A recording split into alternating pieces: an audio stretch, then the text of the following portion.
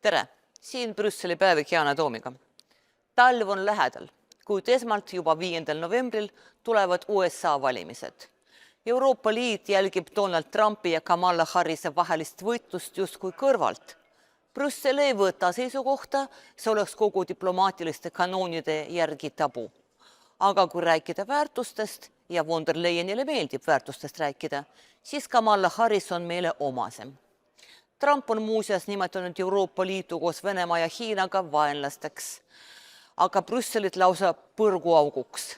Harris selliseid asju endale ei luba ja tundub olevat koostöövalmis.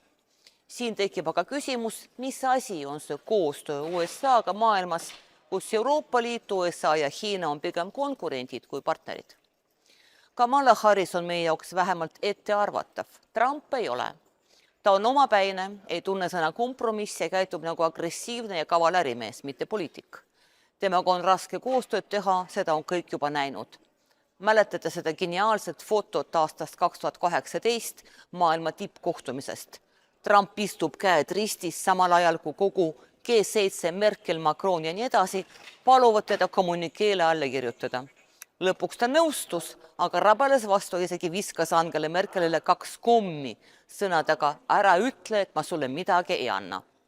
Sellise presidendiga väga suhelda ei tahaks. Kuid siin on paradoks. Ajaleht Politico küsitles Euroopa Liidu diplomaati ja ametnikke ning sai üllatava tulemuse. Kõik ütlesid, et tegelikult oleks Euroopale parem, kui võidaks Trump. Mitte sellepärast, et nad armastavad Trumpi. Ei. Lihtsalt Euroopa on nagu see vene vanasõna siil, kes on uhke lind ega lenda, enne kui ta jalahoopi ei saa. Trumpi võit oleks Euroopa Liidule ideaalne jalahoop. Pluss see võit halvendaks kindlasti Ameerika positsiooni, mida Euroopa võiks ära kasutada. Küüniline on ju, kuid poliitika taandub küünilisusele sagedamini, kui tundub. Kui rääkida majandusest, Trump tahab kärpida USA föderaaleelarvet. Ja miljardär Elon Musk, kes on mõlema käe ja jalaga Trumpi poolt, on lubanud leida viise, kuidas eelarvet $2 triljoni ehk peaaegu 1/3 võrra vähendada. Ameerika majandusteadlased on hirmu täis ja ütlevad, et see on võimatu, kuid täpne summa polegi siin nii oluline. Tähtis on kavatsus.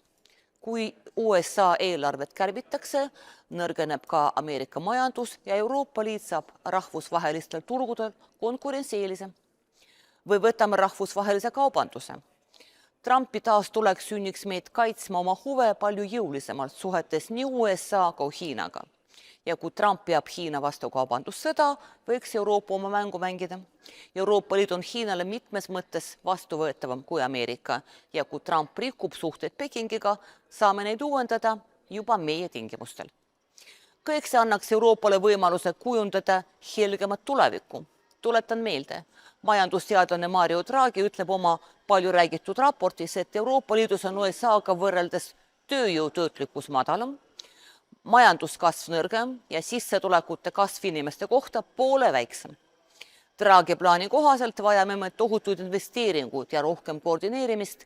Paljud Euroopa riigid, nende hulgas ka Eesti, mingit koordineerimist aga ei taha.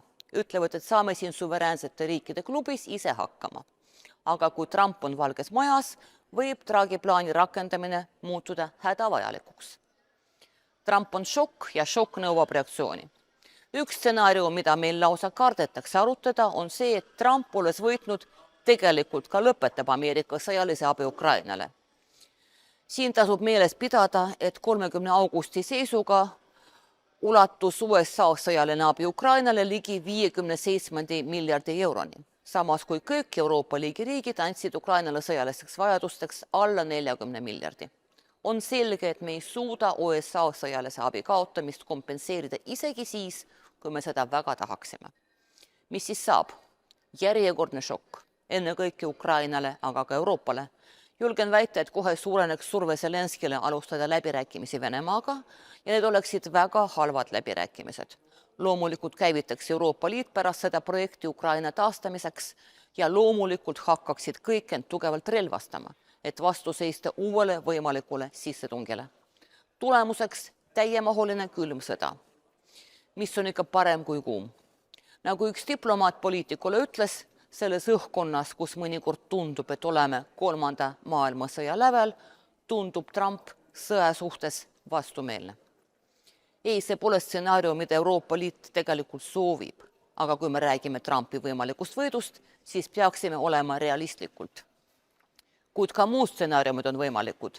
Näiteks tulles Valgesse Majja võib Trump põhjustada ülemaailmse majanduslanguse ning Ameerika tõmbab sellesse auku kogu maailma, nagu see juhtus 16 aastat tagasi.